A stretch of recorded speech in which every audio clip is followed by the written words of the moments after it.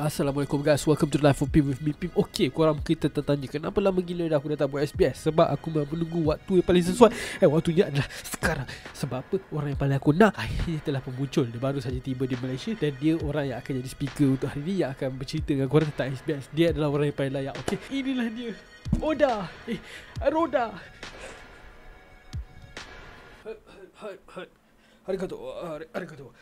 Arigato, Pim-san. Arigato. Haru, konnichiwa. Watashi no namu wa Roda desu. One Piece no Sakushi desu. Ya, saya datang dari Jepun. Hari ini saya adalah Oda nombor 7. Ada 7 kesemuanya. Tadi saya di sini dijemput oleh Pim-san untuk bercerita dengan anda semua tentang SBS 86 sampai 90. Okey.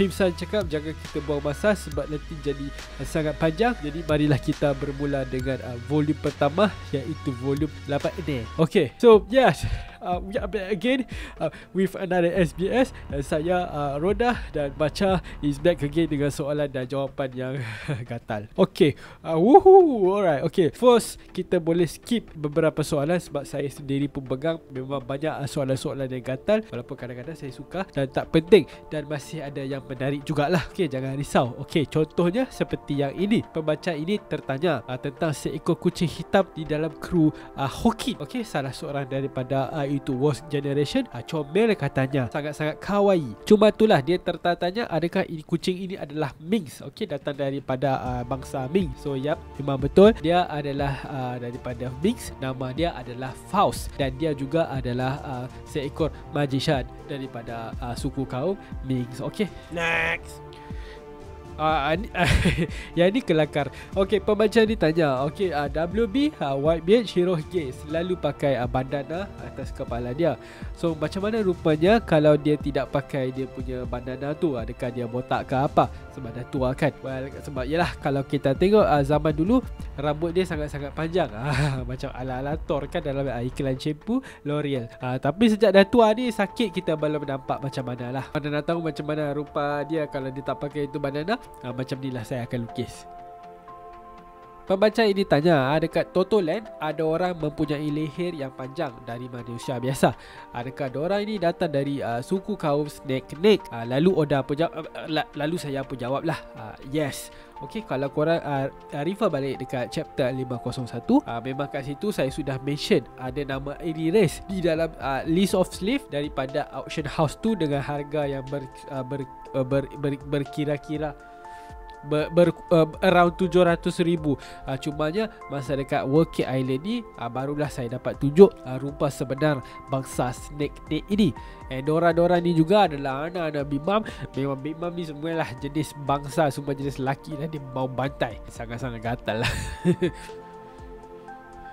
Okay, ini sedih sikit. Okay, so pembaca ni tengok gambar bento yang Sanji buat untuk puding, and dia perasan benda ni sama dengan apa yang saya pernah cakap masa dekat SBS volume 45.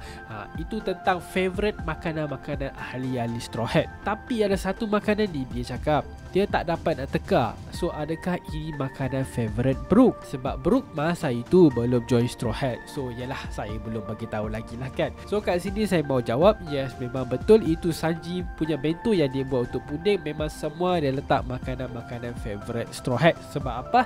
Sebab dia rindu. Okay, dia actually sangat-sangat rindu dan selalu terfikir dengan kru-kru Straw Hat. Sebab itulah dia buat semua makanan favourite dorang. And tentang satu makanan yang korang tidak dapat teka itu, yes, itulah makanan favourite Brooke, iaitu kari. Ini boleh minum. Ini saya boleh minum. Haus. Ini orang. Okay, saya tak tahu kenapa kita masih ada pembaca mau bagi tarikh lahir untuk karakter, sedangkan saya sudah bagi tahu sebelum ini tak perlu buat semua benda ni dekat SBS, cuma letak saja dalam kalender. Tapi ini orang semua sangat-sangat degil lah. Saya memang tak boleh buat apa-apa. Next. Okay, inilah soalan untuk SBS 86. Pembaca ini tanya, adakah Zeppo yang muncul pada chapter 850 adalah watak yang sama, iaitu abang kepada Bipo yang saya pernah cerita sebelum ni masa dekat SBS 84. Ataukah diorang ni kebetulan adalah beruang yang hampir sama rupa mereka? So saya mau jawab, tapi jawapan dia sebenarnya sangat-sangat super duper panjang, tapi saya akan cuba ringkaskan dia jadi super duper pendek. So itu adalah abang Zippo. Habis.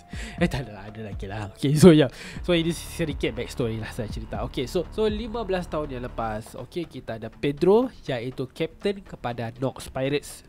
Mereka berlayar keluar daripada Zoo dalam untuk ekspedisi mencari Poneglyph. So masa diorang keluar tu, Bipo nak turun ke bawah sikit, sebab nak tengok abang dia. Okay, dia abang ni mau pergi berlayar kan, tapi malangnya masa dia turun tu, dia kena tarik lah dengan ombak.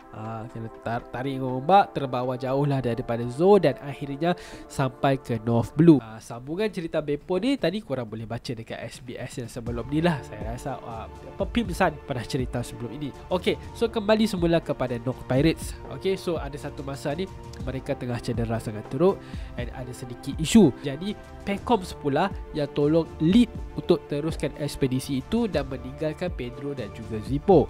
Okay, lepas itu Pecoms dan yang lain sampai ke area kawasan Big Mom, tapi kat situ diorang dijaga sangat baik lah, sebab tu lah diorang pun start lah dekat situ kan. Kita kembali semula ke kisah Pedro dan juga Zippo.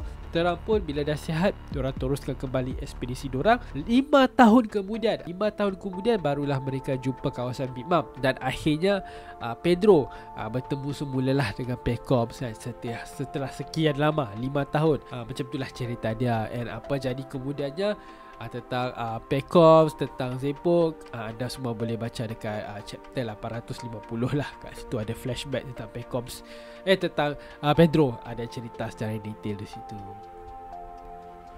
Ada tu, just dekat Swiss. Baru okey. Baru boleh cakap dengan relax. Saya dah adjust, boleh tukar bahasa dan gaya percakapan orang Malaysia. Terima kasih Pimsan. Okey, terbaik Pimsan. Anda memang terbaik. Okey, saya masih lagi rodah, jangan risau, cuma saya sudah adjust saya punya percakapan bahasa saya. Kita sambung SBS 87. Okey, saya tidak pasti korang tahu atau tidak, tapi ini memang khas untuk peminat katakuri. Okey, fan ini tanya dekat chapter 873, kenapa Daifuku yang merupakan anak ketiga panggil katakuri, iaitu anak kedua tanpa sebarang panggilan hormat? Kita orang Jepun sangat penting hormat. So adakah diorang dua ini sebenarnya kembar tapi tidak serupa? Okey, mari sini saya tolong jawab. So no, Daifuku bukan kembar katakuri, tetapi dia kembar 3 kali dengan Oven. Maksudnya Katakuri, Daifuku dan juga Oven, mereka adalah kembar 3. Okey, Charlotte Katakuri adalah anak yang kedua, Daifuku adalah anak ketiga dan Oven adalah anak keempat. So kita ada 34 menteri untuk 34 pulau yang berada di dalam Totoland. Semua memang handle by anak-anak Mimam seperti apa yang saya nak. Okey, cumanya terlalu mendalam lah, terlalu banyak informasi kalau saya nak share semuanya dalam cerita. So saya roda just select lah mana yang saya dapat seperti biasa. Lain-lain anda boleh tanya di SBS, saya jawab. Next. Okey, Baron Tamago ada power Tama-Tama Nomi, iaitu kuasa telur. Okey, so pembaca ni tanyalah kan, lepas dia berubah kepada Count Niwatori, macam mana dia nak ubah semula pergi ke Baron Tamago? Mari sini saya jawab. Saya bagi gambar sekali lah untuk contoh. Okey, so bila Baron Tamago mati, Hiyoko yang keluar. Bila Hiyoko mati, Niwatori pula yang keluar. So bila Niwatori mati, muncullah balik Baron Tamago dan seterusnya berulang kali sampai Abang Jamil mampus. Seterusnya ada fan nak tengok gender swap untuk Admiral. So inilah dia, ini apa yang saya mampu lukis. Sumpahlah saya sangat-sangat menyesal, geli saya tengok.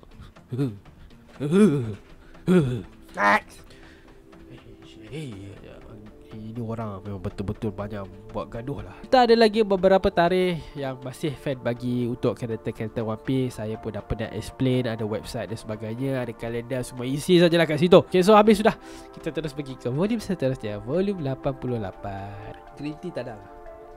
Saya suka green tea lah. Orang Jepun suka minum green tea. Odachi, pembaca ini tanya-tanyalah kan, adakah garchu kan itu datangnya dari bahasa Nepalis mati melai maya garchu yang bermaksud I love you. Betul.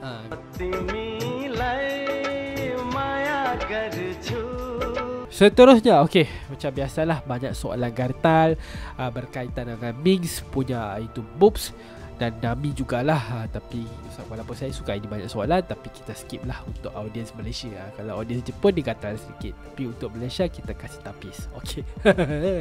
Okey, ini menarik. Dekat SBS volume 58 sebelum ini ada perempuan ni cakap kalau soalan dia kena publish dekat SBS punya ruangan, pasangan dia akan setuju untuk berkahwin. So now dekat SBS volume 88 ni akhirnya guys, imagine selepas 30 volume dia cakap akhirnya lelaki itu setuju untuk berkahwin dengan dia. Wah, saya roda sangat-sangat excited sebab ada orang kahwin dia sebab ke SBS saya.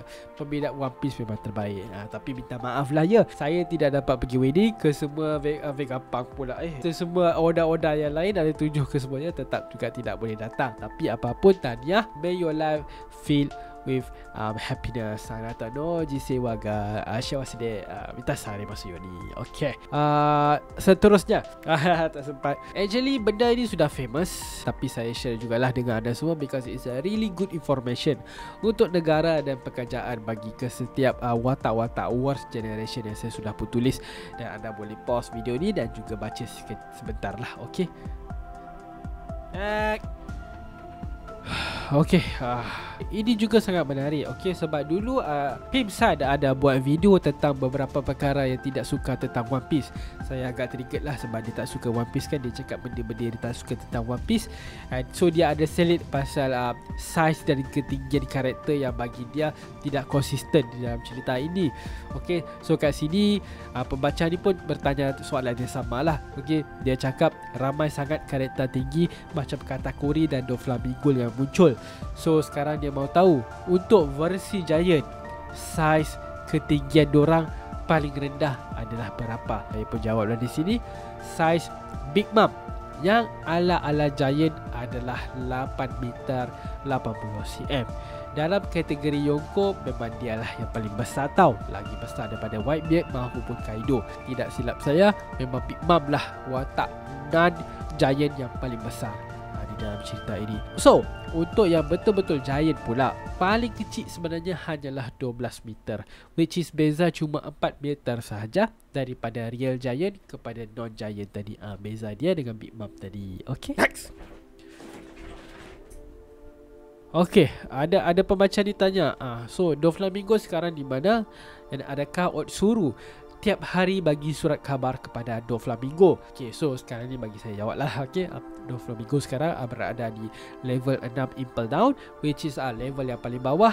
Dan well, of course lah, dia pun tak adalah dapat treatment special daripada Otsuru dan sebagainya kan, macam nak bagi surat khabar lah apa. Tetapi Doflamingo ni kan orang yang sangat-sangat berpengaruh, bukan orang yang biasa-biasa, datang daripada underground. Orang kata mesti ada darah Celestial Dragon dan sebagainya. So of course lah, ada juga orang-orang di dalam penjara itu sendiri yang boleh tolong supplykan segala information ataupun surat khabar itu sendiri kepada dia. So ini ada orang dalam lah kat situ. So dia boleh keluar atau tidak, itu saya tidak boleh bagi tahu. Okey, ini pun best. Salah satu daripada dunia One Piece punya delivery staff, iaitu Carrier Bats. Adakah ia juga boleh menghantar barang? Dan adakah pirate crew akan bertukar hadiah sesama mereka dalam menyambut mana-mana perayaan pertengahan ataupun akhir tahun? Ini apa macam tanya, bisa jawab kat sini. Okey, first of all, saya tak suka saya tak suka mana-mana pirates yang bergaul baik seperti itu. Mau bagi hadiah lah, share hadiah lah, tak ada, tidak akan berlaku. And then tentang penghantaran itu pula, Carrier Bats pula hanya untuk kegunaan WG hanya special untuk WG punya kegunaan, seperti untuk urusan-urusan yang sulit. Yang lain-lain tu boleh guna khidmat Yusko, ada juga private company seperti Small Bird Delivery. Ini untuk penghantaran jarak dekat lah. Okay, jarak dekat, serta kita ada Albatros delivery, ini pula untuk jarak yang jauh. Servis penghantaran surat dari luar kerajaan tidak sejanggih mana sebenarnya. Jadi banyak yang kata barang tidak dapat hantar dengan mudah di luar sana. So untuk penghantaran sesama pirate pula, kebanyakannya adalah menggunakan bot. lebih senang, lebih selamat dan sebagainya lah. Hello Oda Sensei. Halo. Saya kira semua soalan yang Oda jawab di dalam SBS, termasuk lukisan dan kuis dan tonton dia, adalah 1199 dari volume 4 hingga 8 benar. Amazing. So do you best dan teruskan menjawab semua soalan yang macam bukan soalan yang serius, soalan bonus, soalan pelik, gatal dan sebagainya. Wow, saya tak sangka ya awak kira semua sekali. Terima kasih banyak-banyak. So now dah jadi 1200 soalan lah kan yang terjawab. Saya pun memang happy lah dapat menjawab semua soalan anda semua. Ini semua sangat-sangat bernilai untuk saya. Next. Dan itu sajalah untuk SBS 88. Sekarang kita pergi ke 89. Banyak juga soalan tentang makanan lah ya, dan lain-lain tak berapa penting untuk saya share di sini. Tetapi ada satu ini menarik. Dia macam manga dan juga anime. So dia perasan selepas Luffy guna Gear 4, dia tidak boleh guna haki selama 10 minit. Dalam masa yang sama juga ada risiko lain seperti keletihan dan apa kata langsung tidak boleh bergerak. Tetapi kenapa di chapter 885 Luffy boleh bergerak seperti biasa? Adakah kelemahan itu sudah hilang? Okey, kat sini biar saya jelaskan. Okey, sebenarnya tak ada kelemahan. Tak ada pun istilah kelemahan selepas Luffy menggunakan Gear 4.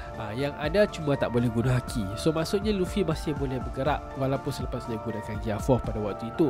Okey, apa kata, cumanya untuk situasi di Dressrosa inilah kan, adalah disebabkan masa dia jatuh tu, dia jatuh di kalangan allies dia.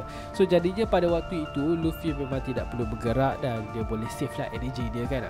Itu yang nampak macam dia lembik, macam tak boleh gerak, tapi sebenarnya dia boleh bergerak. So kalau allies dia tak ada kat situ masa dia jatuh, memang Luffy sendiri kena bangun dengan sendiri.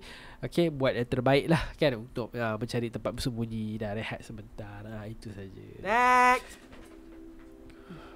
Saya adalah seorang pembina Ace. Jika Ace tidak mati semasa perang di Marineford, macam mana rupa Ace? Bolehkah Oda lukis umur dia masa 40 dan umur 60? Boleh. Ini adalah rupa dia. Pada page 145 chapter 866, semasa scene Hajaruddin masih kecil, ada seorang budak sedang makan snack belakang dia. Adakah itu jayaan yang sama muncul pada page 184 chapter 500, iaitu Pirate Station? Wow, mantap. Wah, sungguh mata awak sangat-sangat hebat lah. Okey, betul. Dia adalah childhood friend Hajaruddin tu sendiri. Dia sekarang dah besar, sama-sama join Hajaruddin lah. Kan, ada Luffy punya Grand Fleet. Mata anda memang terbaik lah. Fan-fan One Piece memang terbaik lah. Sungguh. Okay, ini last question untuk SBS 89. Odachi, saya adalah peminat Odachi dan juga Luffy. Oh, by the way, ini adalah soalan daripada peminat Vietnam Ciao. Terus secara ringkasnya dia nak tahu adakah mata Luffy akan jadi kecil macam mata Garp pada umur dia 20 nanti. Ini apa yang saya sudah lukis. Boleh tengoklah kat sini macam mana rupa Luffy terus saya lukis terus lah untuk umur dia 40 dan juga 60 tahun punya umur. Boleh pause. So kalau future the boy jadi macam Garp lah kan rupa dia. Kalau tak gaib kalau tak baik macam gitulah jadi tak, dia. Cerita dia kenapa tak sama macam Dragon? Kenapa Luffy sama dengan Garp? Ini wow, yang tua buruk ni sama macam mana lukis barang ni lah. Itu saya tidak boleh jawab Pimsan. Saya minta maaf. Subimasen. Apa benda yang crankling thing pada hujung kereka punya rambut, and macam mana dia pakai mental dia tu? Okay, mental tu in place by spirit like always. Tapi isu sebenar adalah benda crackling tu. Jujurnya aku pun tak tahu. Aku pun tak tahulah apa yang aku lukis. Aku belasah sajalah. Sebab rasa macam masa lukis tu macam cool gila kan, letak benda tu masa design karakter cracker ni kan, macam lantak lah asalkan smart. Plus macam sesuai lah juga kan, nama cracker ada benda yang macam firecracker dekat hujung rambut dia kan. So macam kena lah kan. Ini tandanya Oda ni kadang-kadang belasah juga, tak ada reason pun. So tak payah nak berteori sangat lah. Sibuk je dia orang. Okay, Barati dah makin besar kan Oda dekat chapter 902. Yes, bisnes ada boy kan ni. Hooray. Yes, hooray. Yes, betul. Pada chapter 625 anda boleh tengok kat situ saya ada lukis Barati masih dalam proses renovation. Sekarang ni bila anda tengok dekat chapter 902, yes, Barati sudah ada 3 franchise. Lagi 2 dihandle oleh Beat Mastercard dan juga Patricia Patty. Banyak masyhur lah, banyak berjaya. Hello Oda Sensei. Halo.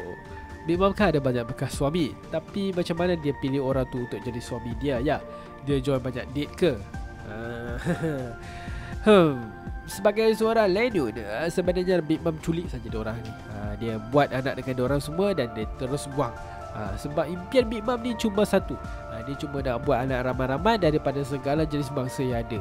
Seram kan? Big Mom ni jenis yang macam, kalau aku like, kalau tak, aku swipe. Dia ada taste gitu. Adakah Gert Chan yang tinggal dengan Big Mom masa childhood dulu adalah Gert yang sama dari New Giant Warrior Pioneer's Beautiful Daughter dalam chapter 902? Wow, yes, memang betul, correct. Hebatlah, memang hebatlah mata korang semua ni. Yap, so 63 tahun dia lepas, Big Mom kata masa tu hanyalah umur dia 5 tahun. Walaupun 5 tahun tapi sangat-sangat besar ya guys. And Gert pula masa itu adalah 12 tahun sahaja. So now Big Mom sudah pun cecak 68 tahun. Dan Gert pula of course lah jauh lagi tua, 75 tahun. Cuma itulah macam saya cakap sebelum ni, Giant punya jangka hayat boleh cecah hingga 300 tahun. So yap, kiranya Gert ni masih muda lah untuk kategori Giant ya. Begitu.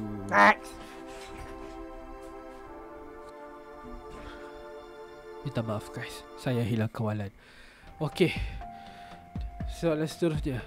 Pirate 40 tahun yang lepas, Gap ni semua pernah bercakap tentang Shaky. So ada perkaitan ke dia antara Shaky dan juga Rocks? Itu sebenarnya 30 tahun yang lepas, sebelum volume 40. Macam mana korang boleh ingat? Saya tak tahu apa-apa. Saya tak tahu apa-apa pun. Okey, dah boleh tak lukis pula umur 40 dan 60 untuk sambung? Boleh. Inilah dia. Okay, last question. Saya peminat Kroko, Mihawk dan juga Doflamingo. So diorang tiga ni memang takkan ada anak ke? Single memanjang sampai ke bila-bila. Tapi kalau diorang ada anak kan, macam mana rupa diorang? Well, saya pun tak tahu diorang ni bakal ada anak atau tidak. Watashimo Shirimasen. But kita layan saja. Saya layan saja. Saya akan lukis lah untuk anda. So inilah dia anak-anak mereka, sekiranya mereka ada anak. So itu sajalah untuk SBS kali ini. Terima kasih kerana sudi menonton bersama saya, Roda. Terima kasih juga kepada Pimsa dia, saya baru saja belasah tadi. Saya rasa dia tak dapat boleh kasih penutup. Tak apalah, saya sajalah yang tutup. Terima kasih kerana support LOP. LOP adalah satu channel sangat baik, terbaik di Malaysia. Anda sebagai peminat One Piece kena support LOP terbaik. Suka. Okay, jangan lupa tekan button subscribe, tekan bell notification untuk tidak miss mana-mana video baru yang akan datang. Mungkin anda akan tengok saya lagi di video yang akan datang. Mana tahu, kalau Pimsa dijemput, tapi saya pun tak sure. So terima kasih kerana menonton. Semoga kita dapat berjumpa lagi di video yang akan datang. Bye-bye.